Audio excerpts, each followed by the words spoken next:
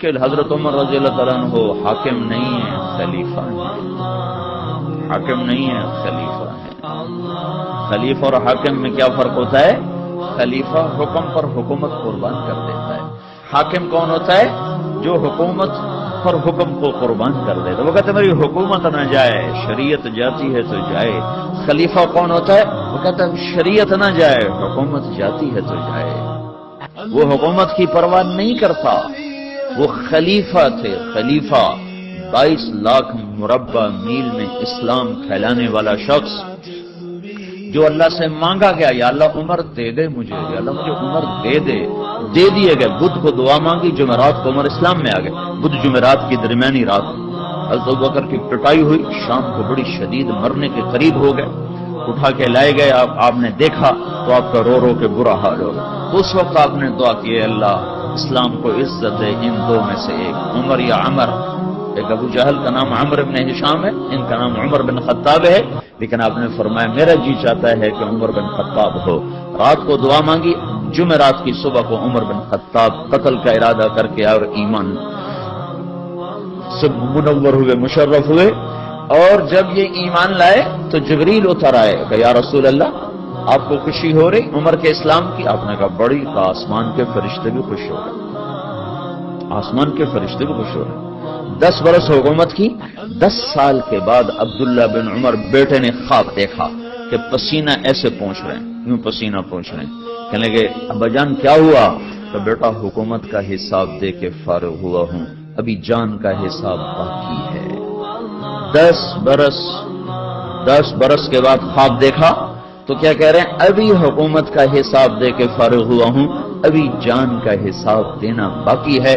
حالانکہ یہ وہ شخص جب راتوں کو جاگتا تھا لوگ سوتے تھے، اس کی روٹی کوئی اندر نگل نہیں سکتا تھا، اتنی سخت روٹی ہوتی تھی، نگلی نہیں جاتی تھی۔ مہینے میں 1 دن گوشت کھاتے تھے، صرف 1 دن۔ ایک دن بیٹے نے کھانے پر دعوت کی تو نوالا منہ میں رکھتے ہی وہ ہاتھ کھینچ لیا، بیٹا میں نہیں کھاؤں گا۔ کیوں؟ کہ 2 سالن ہے۔ کہ 2 کہاں ہے؟ گوشت ہے۔ کہیں تم نے گوشت میں گھی ڈالا ہوا ہے، گھی الگ سالن ہے، گوشت الگ سالن ہے۔ میرے نبی نے زندگی بھر گھی اور گوشت ملا کے نہیں کھایا۔ کہ ابا جان میں نے کوئی فضول خرچی نہیں کی، آج مجھے گوشت سستا مل گیا تھا تو میں نے آدھے درہم کا گوشت لے لیا، آدھے درہم کا گھی لے لیا، دونوں کو ملا کے بنا دیا، تو اس میں کوئی فضول خرچی نہیں ہوئی۔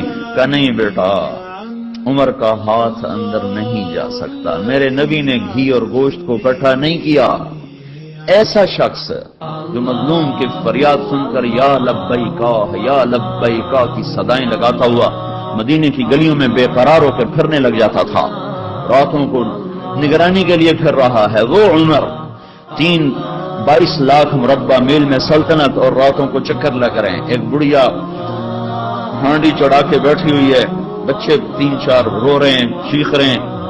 اماں کیا بات ہے، یہ بچے کیوں رو رہے ہیں؟ تو کھانا کچھ نہیں، بھوک سے رو رہے ہیں۔ یہ کیا ہے؟ کہ یہ تو تسلی کے لیے ہے، پانی اوپر چڑھایا ہوا، اندر کچھ نہیں ہے۔ میرا اور عمر کا اللہ کے ہاں حساب ہوگا۔ تو عمر کی آنکھوں میں آنسو آ، عمر کو تیرے حال کی کیا خبر؟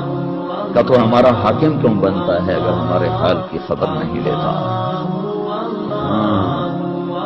یہ حکومت کر کے خوش ہوتے ہیں میں وزیر بن گیا، پاگل دنیا مبارک دیتی ہے، مبارک ہو جناب آپ وزیر بن گئے۔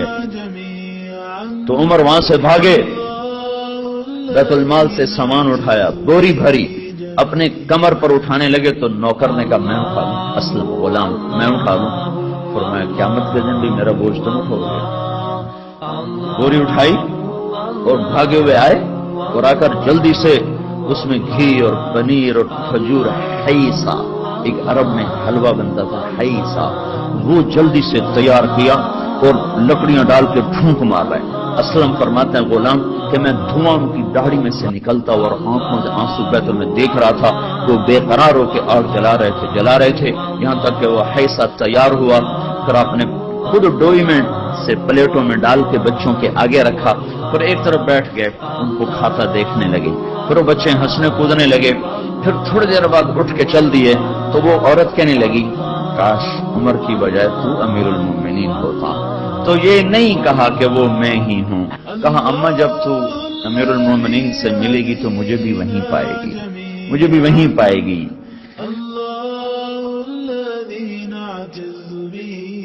جميعا. الله